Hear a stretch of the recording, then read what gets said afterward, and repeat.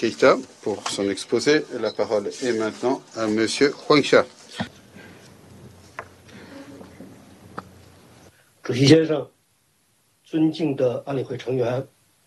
Monsieur le Président, Mesdames et Messieurs les membres du Conseil, je vous remercie de m'avoir invité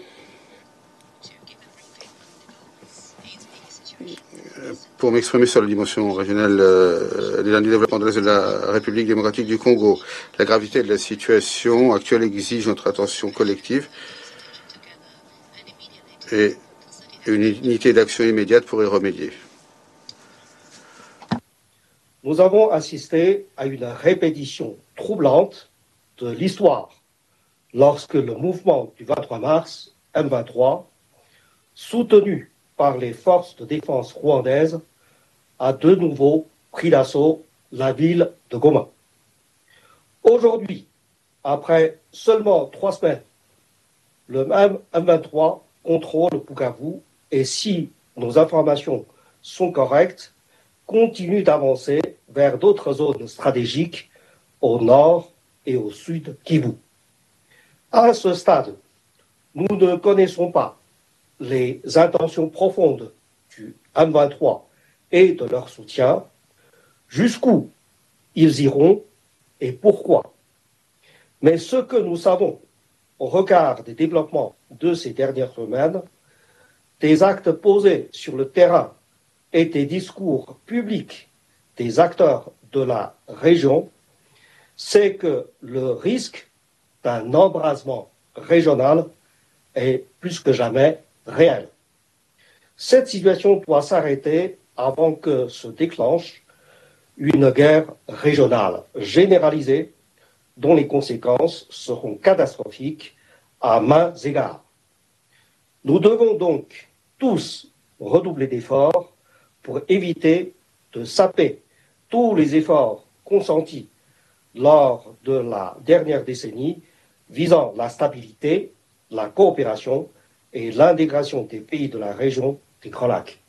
Monsieur le Président, distingués membres du Conseil, je salue les pays et les organisations de la région qui se sont mobilisés pour répondre rapidement à la crise à travers notamment la tenue des sommets de la communauté de l'Afrique de l'Est, CAE, de la communauté de développement de l'Afrique australe, SADC, de la conférence des chefs d'État de la communauté économique des États de l'Afrique centrale, CEEAC, sur la situation humanitaire tenue à Malabo, et aussi le sommet conjoint de la CAE-SADC.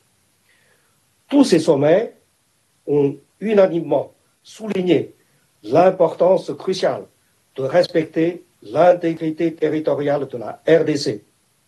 Ils ont fermement condamné l'offensive du M23 ainsi que le soutien qui lui est accordé, tout en insistant sur la nécessité de trouver rapidement une solution politique et diplomatique à la crise.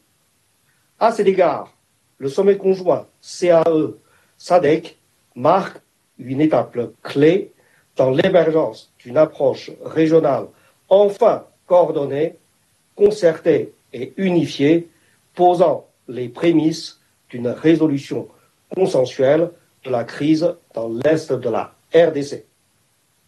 Le sommet conjoint a mis l'accent sur la nécessité d'une solution politique en appelant à la reprise des négociations directes et du dialogue avec toutes les parties prenantes. Il a également appelé à la fusion des processus de Nairobi et de Luanda en vue de renforcer la coordination et la complémentarité et à la création d'un mécanisme de coordination au niveau des secrétariats. En outre, le Conseil de paix et de sécurité de l'Union africaine, réuni au niveau des chefs d'État le 14 février dernier, a entériné les décisions du sommet conjoint CAE-SADC tout en rappelant la nécessité de respecter la souveraineté et l'intégrité territoriale de la RDC et en condamnant les activités du M23 et de ses soutiens. Le Conseil de paix et de sécurité a aussi appelé à un renforcement de la coordination, à un soutien technique et à la mise en place de mécanismes de financement en vue d'appuyer les efforts de paix. Il importe maintenant de procéder à une mise en œuvre rapide et efficace des directives de tous ces sommets. Je suis heureux de noter ici que les préparatifs de la réunion des chefs d'état-major de la CAE et de la SADC sont en cours et que la réunion pourrait avoir lieu dans les prochains jours.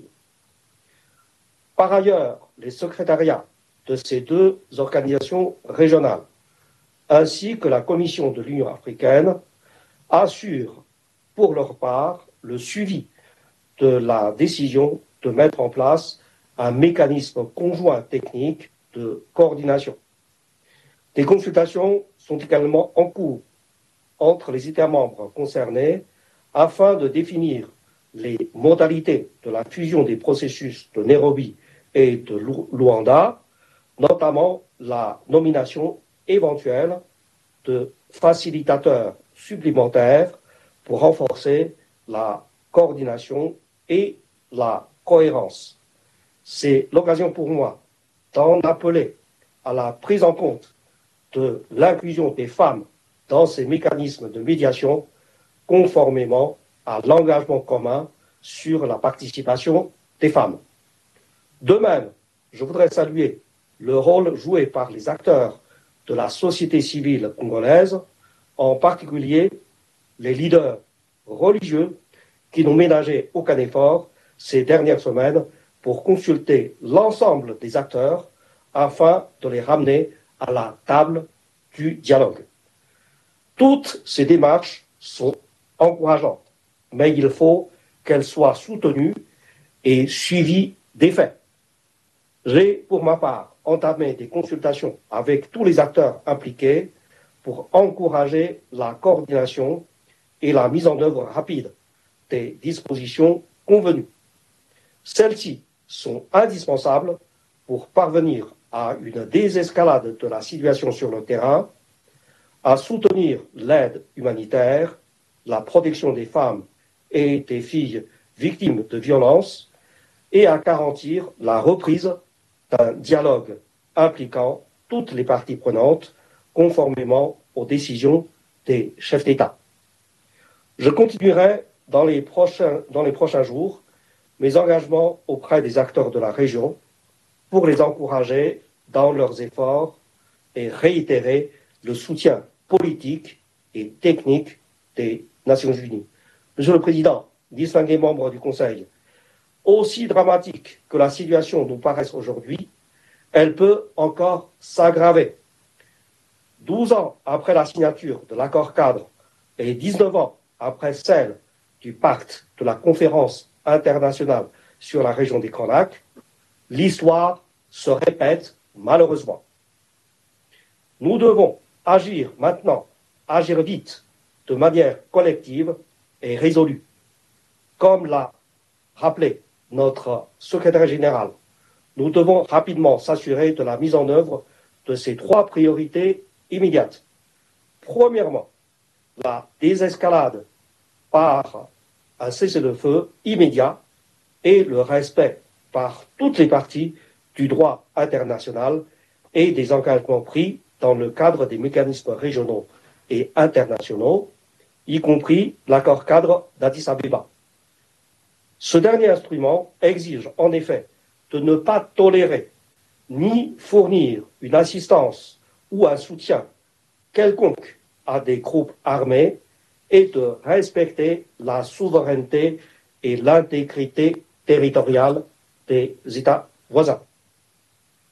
L'arrêt des hostilités est urgent pour répondre aux conséquences humanitaires désastreuses ainsi que sur les droits de l'homme afin de créer les conditions nécessaires à un dialogue constructif.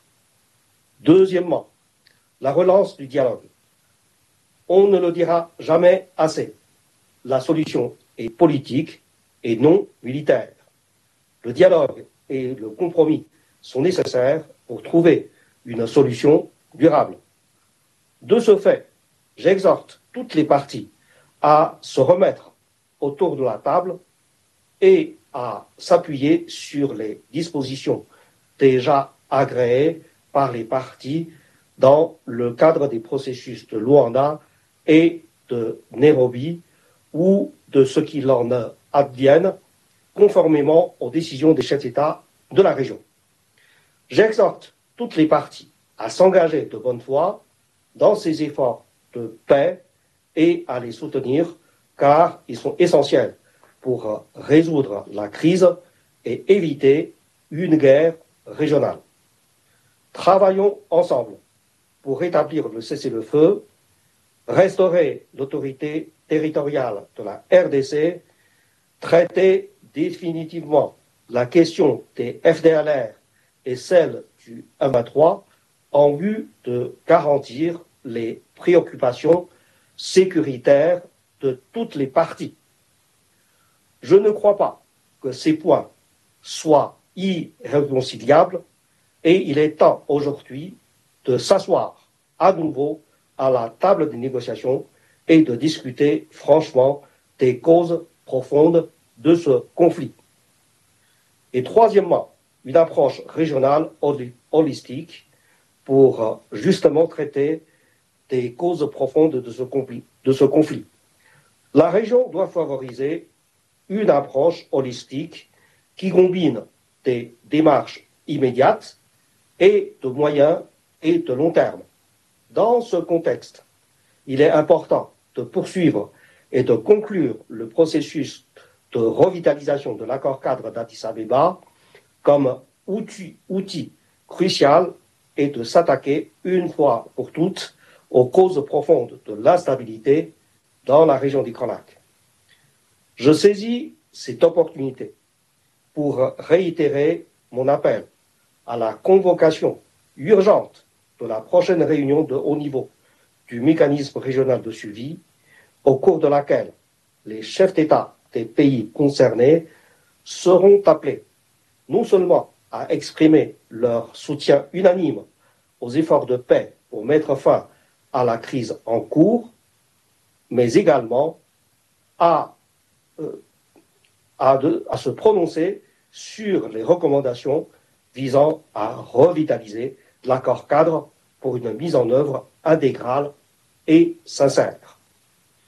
Je voudrais conclure, Monsieur le Président, avec un appel direct aux membres de ce Conseil qui doit aussi user de tout son poids pour tenter de mettre fin à la crise. Une action robuste et unifiée de ce Conseil est en effet essentielle pour éviter un point de non-retour et pour convaincre les parties de reprendre le chemin du dialogue pour rétablir la paix et la sécurité dans la région des Grands Lacs. Je vous remercie. Je remercie M.